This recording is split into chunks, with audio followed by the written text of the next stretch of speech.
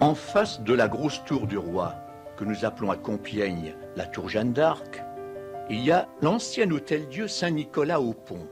Cet hôtel-Dieu a été fondé par Saint Louis. Plus exactement, il a été reconstruit, agrandi et comblé de bienfaits par ce Saint-Roi. Les bâtiments actuels, très remaniés, remontent à cette époque.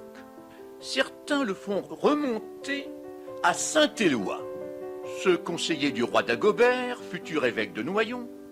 En tout cas, il devint rapidement une dépendance de Saint-Corneille, et nous savons même exactement comment il a été inauguré.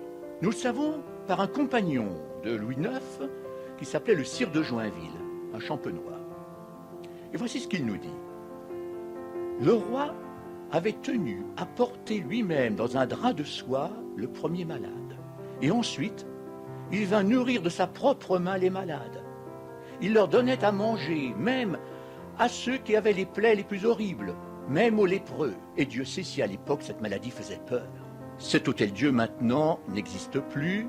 Il a été annexé à l'hôpital général en 1894. L'hôtel-Dieu est désaffecté. Il sera transformé en salle de réunion, les salles Saint-Nicolas.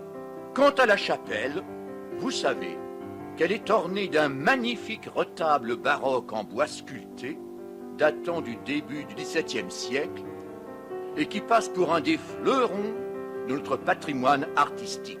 Le quartier de l'hôtel-Dieu Saint-Nicolas au Pont a été ravagé par les bombardements de 1918 et de 1940.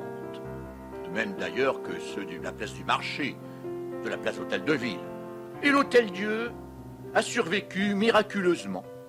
C'est désormais des salles de réunion et on s'y amuse.